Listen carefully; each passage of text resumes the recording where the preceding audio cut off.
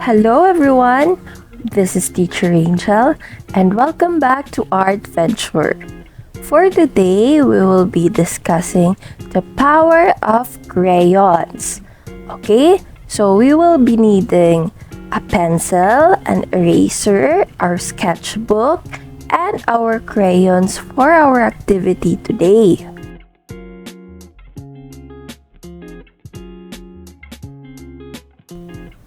Okay, let's take a look at these two pictures.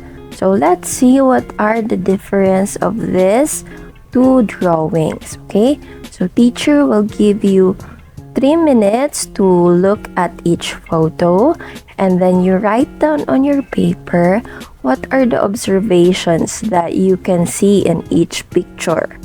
Okay?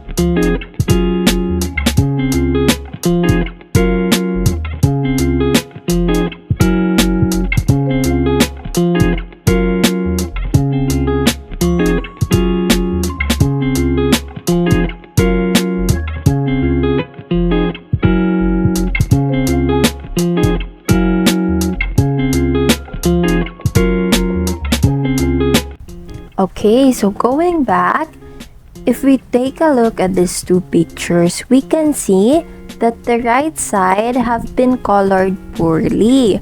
Okay, the values, the highlights, and the shades, the tones, they are not properly colored in this example.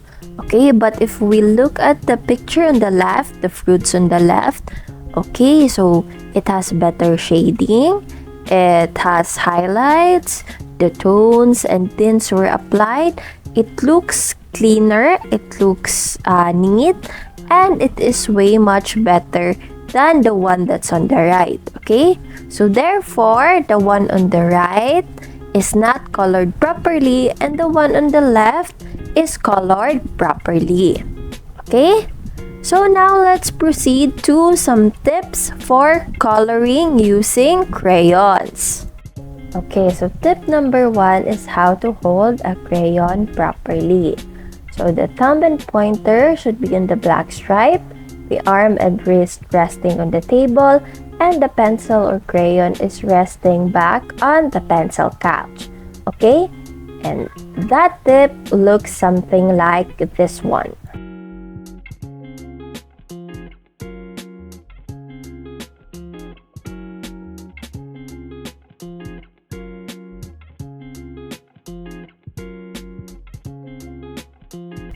Okay, so for the second tip, we have to color within the lines. So if you're exploring in a coloring book or a specific drawing, so we're gonna try to stay within the lines. This can help develop fine motor skills. Okay, for example, okay, so the first one that's being colored here is an example of a bad coloring. As you can see, there are lagpas-lagpas and there are white spaces. Okay, but let's take a look in a color that is properly colored, in a carrot that is properly colored. Okay, so some of these are being highlighted and then you just really have to take time in coloring your object. Hindi natin ilalagpas-lagpas, and then we will apply our learning about different tones and shades of color. Okay, so for the third coloring tip, we have blend colors. So to create new colors or blend colors together, what we're gonna do is we're gonna layer one crayon over another. So for example, you can create a shade of purple by coloring blue over red. Okay, so we are gonna make this into an activity. So we're gonna draw these 12 rectangles and color each using crayon. So kindly use the tips you've learned earlier, and if your teacher will put in the screen the different colors of it so that you can have a guideline to follow. Okay? Okay, so the first thing we're gonna do is we're gonna make 12 rectangles. So 6 rectangles taas, 6 rectangles naman sa baba. And then we're gonna apply our different colors. So to apply the different colors, so we should fill up to the 3/4 upper part of our rectangle. Okay, for the first color.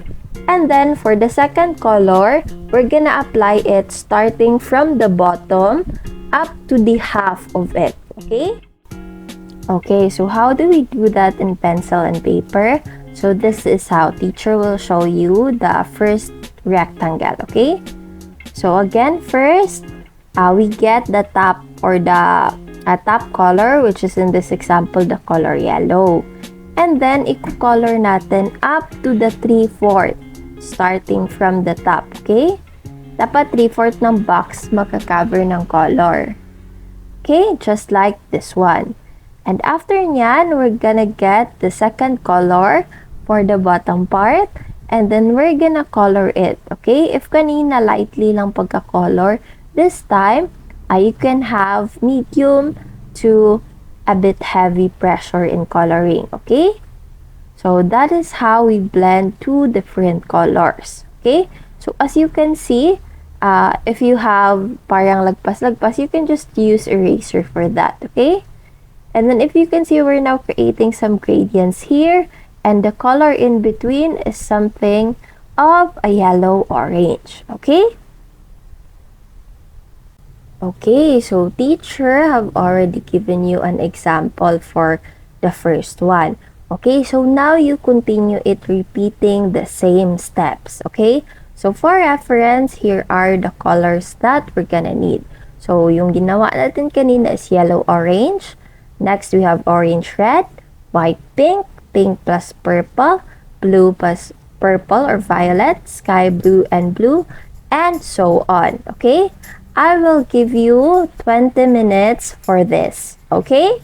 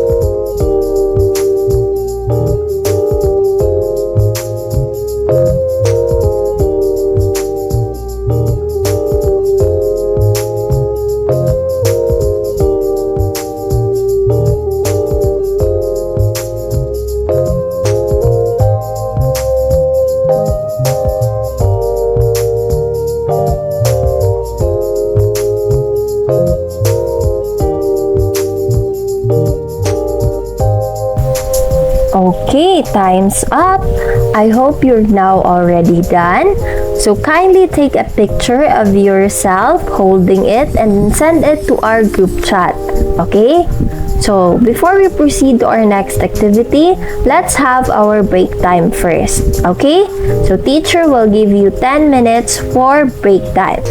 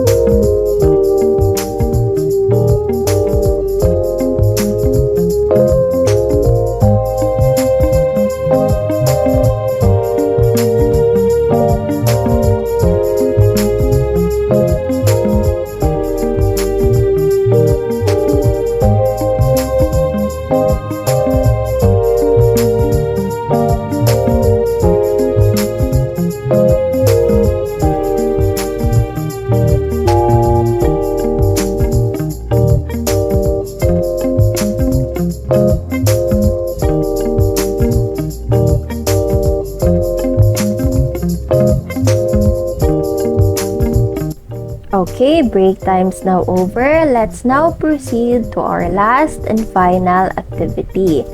Okay, so what fruit is that? So that is an apple. So now, kindly get another sheet of paper or another page in your sketchpad. Get your colors, your pencil, your eraser, and let's draw an apple using crayons. Okay, so of course, we're gonna start by sketching the shape of our apple. Okay? Okay, so after sketching, we're just gonna erase it because graphite doesn't work well with crayons. After that, we're gonna outline it with some violet red color. Okay, and now for this stem, we're gonna outline it with color brown. Okay, so that is now our apple. So let's start with the highlights since let's say our source of light is on the left side. After that, we're gonna surround the highlight with the color yellow. Again, this is just a light pressure coloring. Okay, and then we're gonna add some touch of yellow-green to the other side. Okay, and then we're now gonna use this red-orange for the outlines. So yung outline natin kanina using the violet red, ngayon sasapawan na natin ng red-orange. Okay?